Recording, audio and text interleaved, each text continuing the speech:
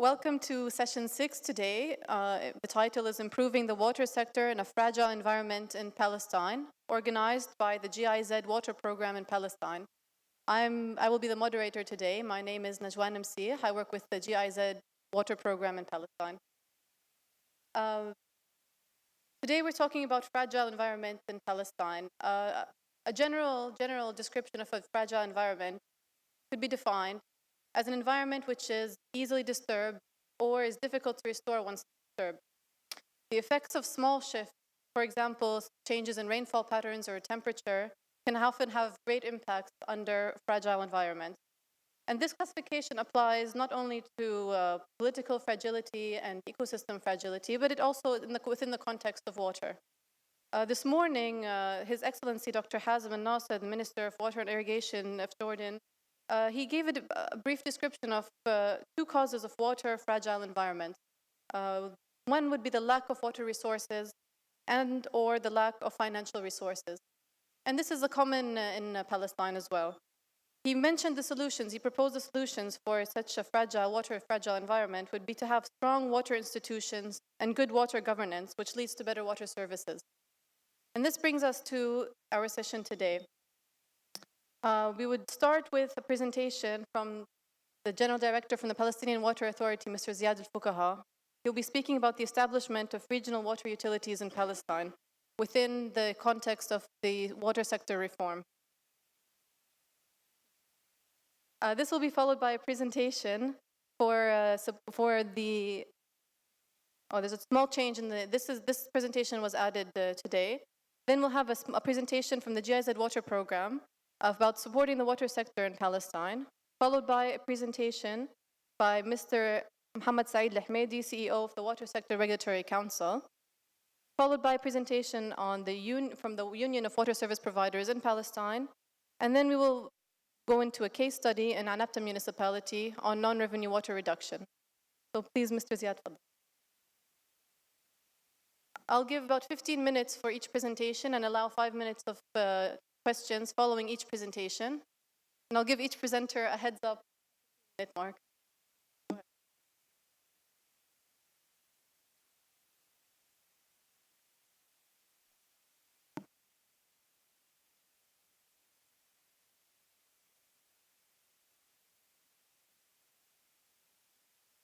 Good afternoon, all. Thank you for giving me this opportunity to talk about the regional water utilities in Palestine. Actually, I'm working as the Training and Development Director in the Palestinian Water Authority. And since 2014, BWA started working in a new water law. And this water law was taken into consideration as the main legal framework for restructuring the water sector in Palestine as a whole. We'll start talking about different issues which is added to the new water law, which is law number 14 for year 2014, and based on the water law, the new water law, there will be a very comprehensive separation of the regulatory functions from the policy function, which is one of the most important issues for the water sector. Other thing is establishing Water Sector Regulatory Council, which is totally independent from the Palestinian Water Authority, working under its own regulation. Other thing is a creation of a national water company instead of the West Bank Water Department. Now there is the West Bank Water Department, which is responsible for distribution of the water in bulk. The other issue is which we will talk today is the establishment of the regional water utilities at a national level that will be responsible for water and wastewater services to the end users for actually different uses based on sustainable, economical, social, and environmental basis. Actually, this is what we are seeing now is the water sector structure. The water sector structure before, the modifications. Now, we have Ministers' Council, which is the top level political body who is following up all political issues of the country. We have the BWA, MOLG, and Ministry of Agriculture. BWA is the Palestinian Water Authority, who is responsible for setting up all policies, plans, and strategies for the water sector in Palestine. There is a very strong role of the Ministry of Local Government in Palestine for the water sector nowadays, because most of the water service providers, or all of the water service providers, are working under the Ministry of Local Government laws, since they are part water departments working under municipalities. We have also a very big role for the Ministry of Agriculture in the issue of agricultural water. And now we start talking about establishment of the Water Sector Regulatory Council to be very active, and deleting. We have in the future, in the past, we have project management unit, which is its functions are not part of the Palestinian Water Authority functions, so it will be removed from the water sector structure and will not be part of the Palestinian Water Authority functions, since we are talking about establishment a new regional water utilities, which will be strong and sustainable, that will have the capacities and capabilities to implement their own projects.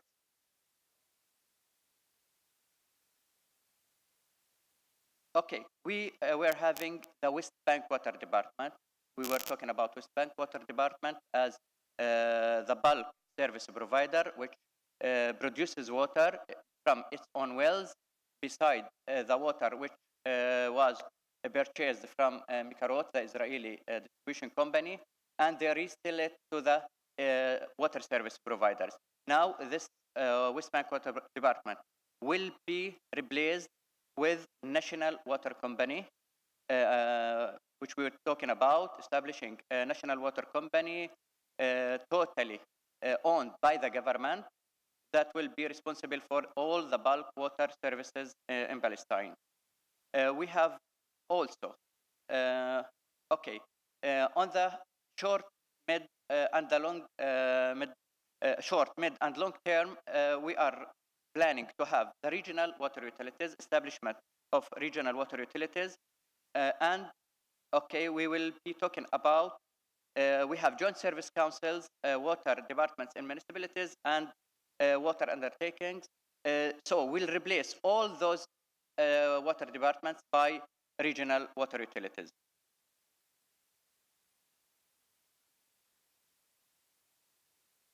So this is the new structure of the water sector. We have the Ministers' Council, which will be the umbrella of all the governmental issues. We have the Palestinian Water Authority, which will be responsible for policies, strategies, bylaws, planning, and finance of the water sector as a whole. We have, also, Water Sector Regulatory Council will be responsible for licensing of all licensing of all water service providers in the future. We are talking about here National Water Company. We are talking about regional water utilities. We are talking about Joint Service Council and water departments. A National Water Company will be responsible for providing water to all those service providers in bulk. So this is the new structure. We'll be removing all other water departments and having only regional water utilities and water users association. Okay, how could we go to regional water utilities? We have a roadmap to establish, we start working on a roadmap to establish the regional water utilities. The overall objectives of such a project to contribute to establish and operate of regional water utilities in West Bank and Gaza, and to formulate national roadmap setting requirements, methods, criteria to establish such regional water utilities in Palestine and to formulate regional water utility development plans for approved pilot areas as possible, replicate models and for methodological inputs into the roadmap. Okay, how did we design our project? Okay, we have split the project into 4 phases. In the first phase, we start talking about initial mapping of potential regional water utilities and selection of pilot areas, because we need to test this methodology. This is a new approach, and we need to know whether it could be working under the Palestinian situation or we will face any difficulties. So we started working with pilot areas through surveys, assessments. We actually finalized, first of all, 2 pilot areas to work in, which is in north, west of Jenin, and Salfit areas. In phase number 2, we start talking about definition of overall framework conditions for the regional water utilities, which includes the legal framework. Legal framework we are talking about here, the bylaws for the establishment, the regulations for the establishment, the internal bylaws. We are talking also here about, we started preparation of the organizational structures of the regional water utilities in different levels. We started talking about small, medium, and large regional water utilities. And each regional water utility should have its own structure based on the area that it's serving. The 3rd phase, we are talking about formulation of development plans for selected pilot areas. So once we have those pilot areas and we need a successful starting point for new bodies, so we need to do development plans for such new pilot areas. The 4th phase, we are talking about the whole roadmap of the Palestinian area. How could we, cluster and map all the area in regional water utilities?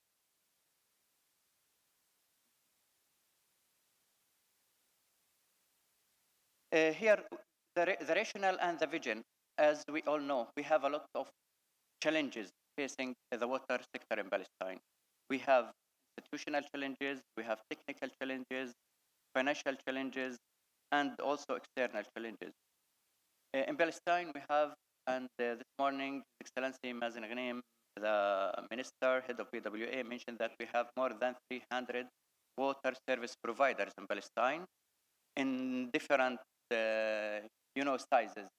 We are considering that maybe sometimes we have a couple of hundreds of households considered as service providers, even village councils or municipalities or in different types.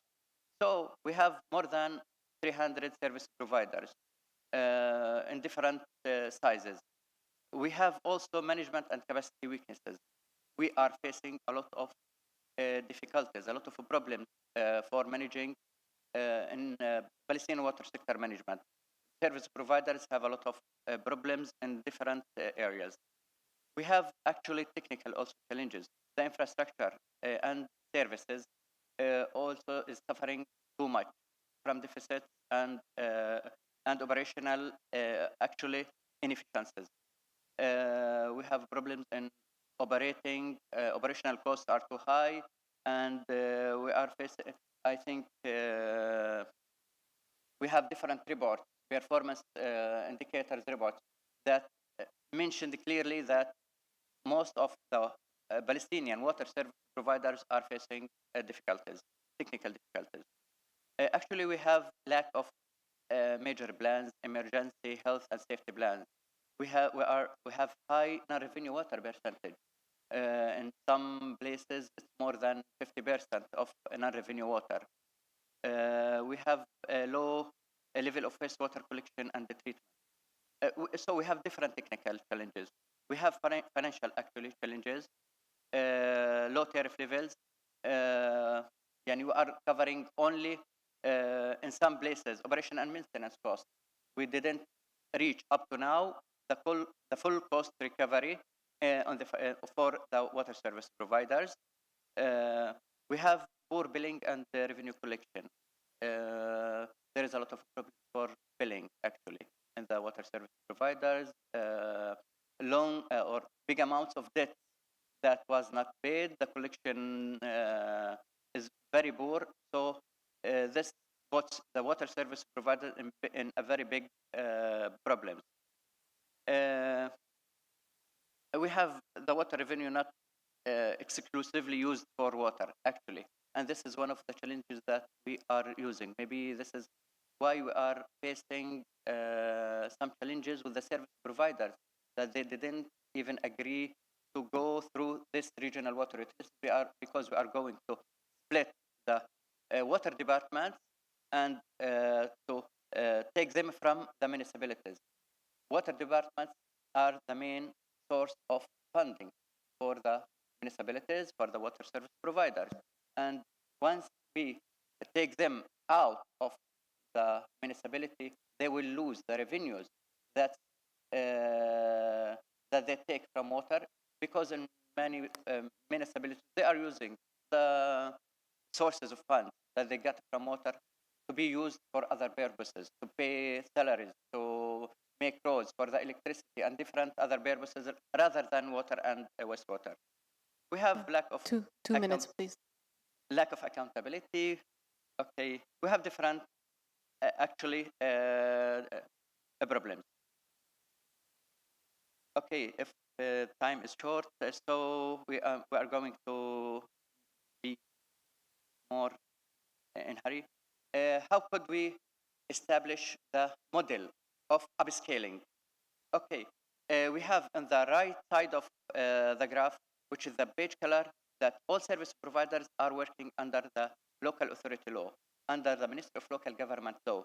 And we would like to go through the water law, which is the top left side, the blue one. So we'll shift them from working under the local government law into the water law. Now we have more than 300 municipal and village councils that would like to establish from those 300, at least we are talking about 4 plus or minus. So we started talking about the first phase to talk about 330 regional water utilities or joint service councils in different ways. Even we can go through small joint service councils or small regional water utility directly rather than, because the issue of joint service councils is more acceptable than regional water utility up to now in Palestine. So we may start talking about joint service councils or water and wastewater council rather than joint service council. And from the joint service, small joint service council, we can go through medium joint service council or go to small regional water utilities. So we have different ways. We are planning to use such different ways to go to at least the 4 regional water utilities.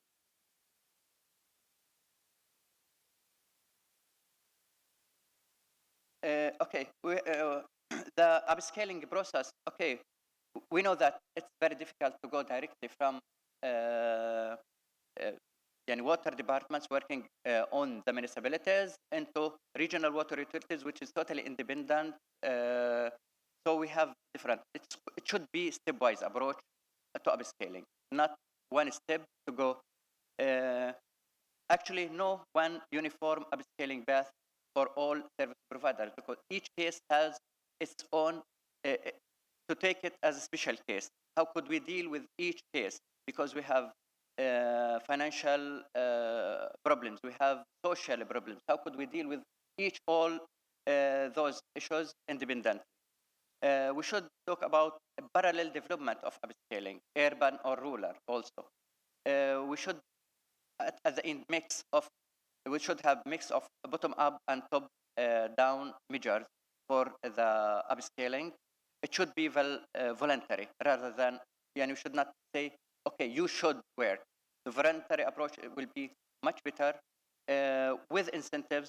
So those who will agree and will work with us to go through upscaling and to have regional water utilities should have an incentives. And finally, it should be mandatory. We cannot push this by political level or say you are free. So we should have a way in between that incentives will be the most appropriate figure. And the last slide, we have sustainability factors that we take into consideration when we started talking about the issues of how could we measure. We did a lot of surveys, and we do institutional, social, economic policies and economical and technical sustainability factors that we take into consideration when we start talking about the establishment of the regional water utilities. Thank you. Thank you very much, Mr. Ziad Al-Fuqaha from the Palestinian Water Authority. I'd like to invite our next speaker, Liesa Sauerhammer, Development Advisor to the GIZ Water Program in Palestine. She'll be speaking about supporting the water sector reform in Palestine from the GIZ Water Program perspective. First of all, thank you very much for coming and participating in this late session today on the water sector in Palestine. As Ziad Fuqaha was already talking about about the water sector reform, especially on the regional water utilities, I would like to present the support of GIZ, of the German technical assistance to the water sector reform in Palestine. So we were shortly talking already about the challenges which we face living and working in Palestine and in the Palestinian water sector. For example, one of the lowest per capita water availability in the region, which is of course also influenced by the occupation. Then the territorial fragmentation with the settlements and the wall and over 300 water service providers. The operational inefficiencies, like the whole region, also the lack of cost recovery of water service providers, which is influencing, of course, the chronic underinvestment for the infrastructure and also the